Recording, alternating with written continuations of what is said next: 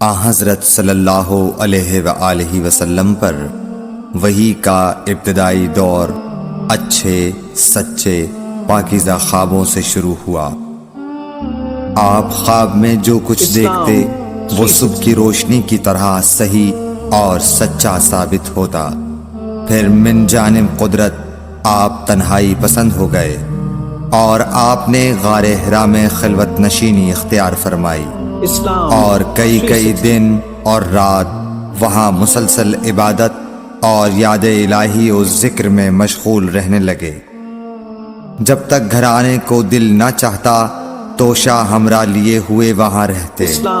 توشہ ختم ہونے پر ہی اہلیہ محترمہ حضرت خدیجہ رضی اللہ تعالی عنہا کے پاس تشریف لاتے اور کچھ توشہ ہمراہ لے کر پھر وہاں جا کر خلوت گزین ہو جاتے۔ یہی طریقہ جاری رہا یہاں تک کہ آپ پر حق منکشف ہو گیا اور آپ غار حرا ہی میں قیام پذیر تھے کہ اچانک حضرت جبرائیل علیہ السلام آپ کے پاس حاضر ہوئے اور کہنے لگے کہ اے محمد پڑھو۔ آپ فرماتے ہیں کہ میں نے کہا کہ میں پڑھنا نہیں جانتا۔ آپ صلی اللہ علیہ وسلم فرماتے ہیں کہ فرشتے نے مجھے پکڑ کر اتنے زور سے بھینچا کہ میری طاقت جواب دے گئی۔ پھر مجھے چھوڑ کر کہا پڑھو۔ میں نے پھر وہی جواب دیا کہ میں پڑھا ہوا نہیں ہوں۔ اس فرشتے نے مجھ کو نہایت ہی زور سے بھینچا کہ مجھ کو سخت تکلیف محسوس ہوئی۔ پھر اس نے کہا کہ پڑھ۔ میں نے کہا میں پڑھا ہوا نہیں ہوں۔ فرشتے نے تیسری بار مجھ کو پکڑا اور تیسری مرتبہ پھر مجھ کو بھینچا۔ پھر مجھے چھوڑ دیا اور کہنے لگا کہ پڑھو اپنے رب کے نام کی مدد سے جس نے پیدا کیا اور انسان کو خون کی پھٹکی سے بنایا۔ پڑھو اور آپ کا رب بہت ہی مہربانیاں کرنے والا ہے۔ بس یہی آیتیں آپ حضرت جبرائیل علیہ السلام سے سن کر اس حال میں غار حرا سے واپس ہوئے کہ آپ کا دل اس انوکھے واقعے سے کانپ رہا تھا۔ آپ حضرت خدیجہ کے ہاں تشریف لائے اور فرمایا کہ مجھے کمبل اوڑھا دو، مجھے کمبل اوڑھا دو۔ لوگوں نے آپ کو کمبل اوڑھا دیا۔ جب آپ کا ڈر جاتا رہا تو آپ نے اپنی زوجہ محترمہ حضرت خدیجہ رضی اللہ تعالی عنہا کو تفصیل کے ساتھ یہ واقعہ سنایا اور فرمانے لگے کہ مجھ کو اب اپنی جان کا خوف ہو گیا ہے۔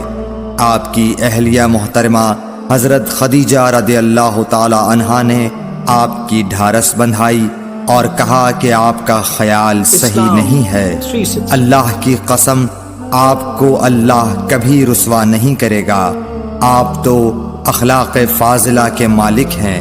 آپ تو کنبہ پرور ہیں، بے کسوں کا بوجھ اپنے سر پر رکھتے ہیں، مفلسوں کے لیے آپ کماتے ہیں، مہمان نوازی میں آپ بے مثال ہیں اور مشکل وقت میں آپ امر حق کا ساتھ دیتے ہیں۔ ایسے اوصاف حسنہ والا انسان یوں بے وقت ذلت و خواری کی موت نہیں پا سکتا۔ پھر مزید تسلی کے لیے حضرت خدیجہ رضی اللہ تعالی عنہا آپ کو ورقہ بن نوفل کے پاس لے گئیں جو ان کے چچا زاد بھائی تھے اور زمانہ جاہلیت میں نصرانی مذہب اختیار کر چکے تھے اور عبرانی زبان کے کاتب تھے۔ چنانچہ انجیل کو بھی حسب منشائے خداوندی عبرانی زبان میں لکھا کرتے تھے۔ انجیل سریانی زبان میں نازل ہوئی تھی، پھر اس کا ترجمہ عبرانی زبان میں ہوا۔ ورقہ اسی کو لکھتے تھے۔ وہ بہت بوڑھے ہو گئے تھے، یہاں تک کہ ان کی بینائی بھی رخصت ہو چکی تھی۔ حضرت خدیجہ رضی اللہ تعالی عنہا نے ان کے سامنے آپ کے حالات بیان کیے اور کہا کہ اے چچا زاد بھائی، اپنے بھتیجے محمد صلی اللہ علیہ وسلم کی زبانی ذرا ان کی کیفیت سن لیجئے۔ وہ بولے کہ بھتیجے آپ نے جو کچھ دیکھا ہے اس کی تفصیل سناؤ۔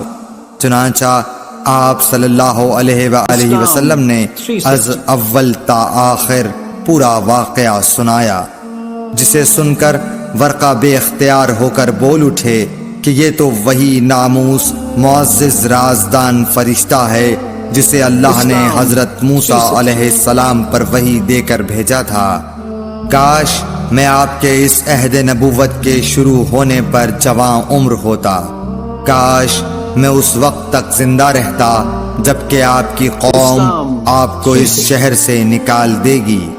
رسول کریم صلی اللہ علیہ وآلہ وسلم نے یہ سن کر تعجب سے پوچھا کہ کیا وہ لوگ مجھ کو نکال دیں گے، حالانکہ میں تو ان میں صادق و امین و مقبول ہوں۔ ورقہ بولا، ہاں یہ سب کچھ سچ ہے، مگر جو شخص بھی آپ کی طرح امر حق لے کر آیا لوگ اس کے دشمن ہی ہو گئے ہیں۔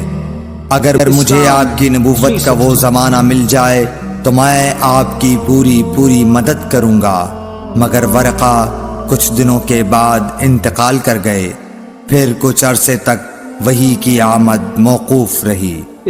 صحیح بخاری حدیث نمبر 3۔ اگر آپ کو یہ ویڈیو پسند آئے تو اسے لائک کریں اور صدقہ جاریہ سمجھ کر اپنے دوستوں، رشتہ داروں اور جاننے والوں کے ساتھ زیادہ سے زیادہ شیئر کریں۔ ایسے ہی اسلامی ویڈیو کے لیے ہمارے چینل اسلامک نالج کو سبسکرائب کریں اور نئی اپڈیٹ سب سے پہلے پانے کے لیے بیل آئیکن دبانا نہ بھولیں۔ جزاک اللہ خیرا۔